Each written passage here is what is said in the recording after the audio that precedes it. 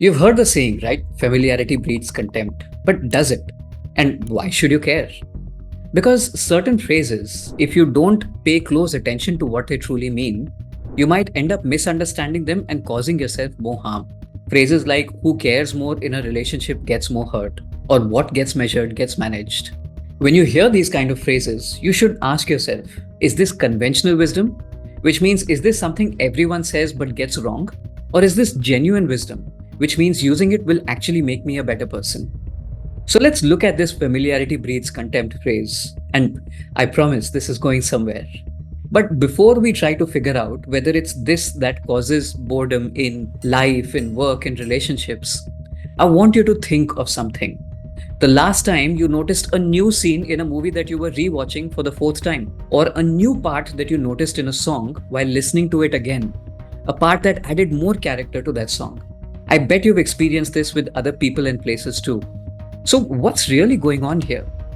You see, when you pay attention, you discover new aspects in what you are familiar with. Intimacy helps you go deeper, not just into that thing, but also in yourself. Because you can figure out what you like, what you don't like, what you enjoy, and various other aspects.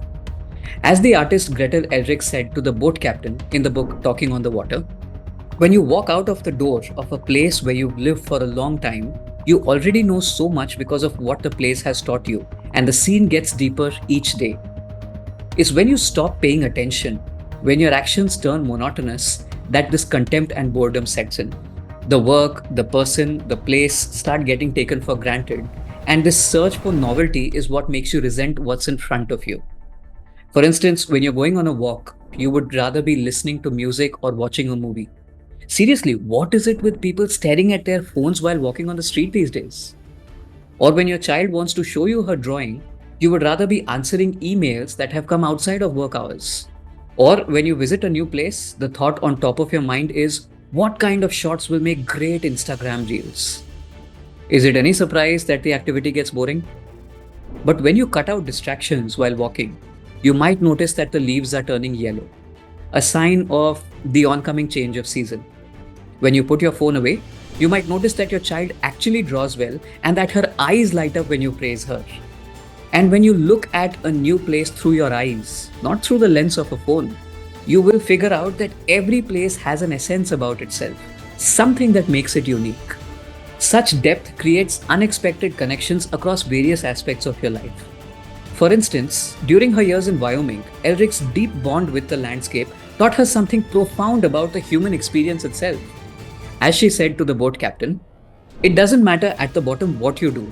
If you go deeply enough into any one process, you'll understand something about all the processes around you. I can use the connection I have with Wyoming, for instance, to understand your relationship with this boat and the waters of the Northwest coast. Although I may never know that particular intimacy, I may not choose to know it, but I understand the process. This reveals how paying attention to one aspect of our lives can illuminate others. When we truly understand one thing, we start noticing patterns of those that reflect in other areas of life. For instance, when you form a deep bond with your child, you will be able to understand an entrepreneur's bond with her startup or a traveler's bond with his motorcycle. So, how can you start doing this? Well, begin with one simple practice. For 5 minutes each day, pay close attention to something that you're already familiar with. It could be the taste of your morning coffee, it could be your commute route, it could be the voice of a loved one. Start noticing what patterns emerge over there. Familiarity can add depth when you pay attention, and it leads to contempt and boredom when you start taking what you have for granted. The question is, what will you choose? Namaste.